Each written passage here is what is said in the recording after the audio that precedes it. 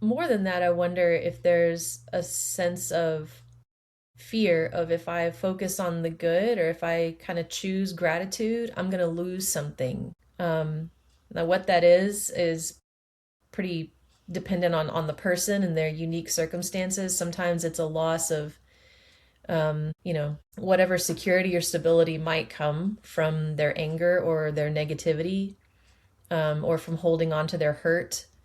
Um, Maybe their identification with feeling like a victim of their circumstances. Um, Even though that's not a comfortable place to be, it can be very familiar and feel pretty secure. And so, if we're going to practice something different, if we're going to practice gratitude, that means we have to let that go and potentially have to sit with something else and risk sometimes being overwhelmed by other feelings, other types of pain or fear, and having to look that in the face. You had a moment there, and I figured out the short term fix to the echo is just mute myself. But is the stability of, or you said something along the lines of, you said it in a couple different ways, but the stability of negative thinking, or the stability of negativity, and that certainty that hyper negative or angry, can bring, and the comfort with that is something I didn't consider at all, and I think really is like, one of those highlight moments, for sure. Um, does any of that resonate, um, with you personally, or in your life? What gets in the way of gratitude for you sometimes? Mm.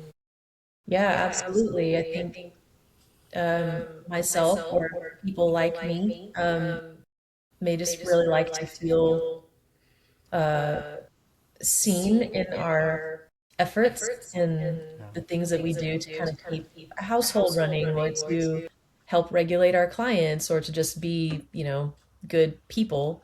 And when that doesn't happen, then, resentment can build up. And it's, I think, a very easy trap to fall into of using that pain to kind of like nurture yourself because you're missing nurturing from other places in the world.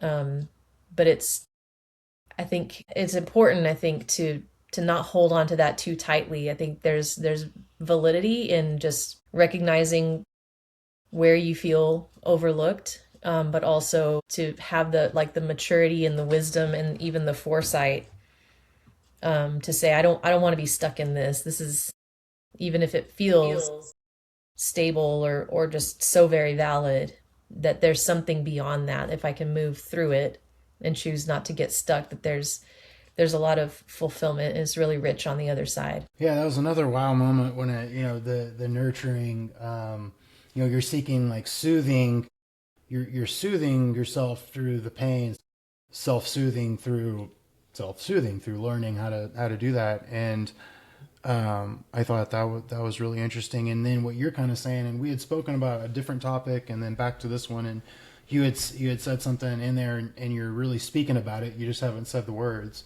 and that's the curiosity going from. And it's something in my personal therapy that my therapist, shout out to Challenger Point Practice, but for going from certainty to curiosity, and how, it's like letting go of the side of the pool a little bit, letting go of that certainty, like.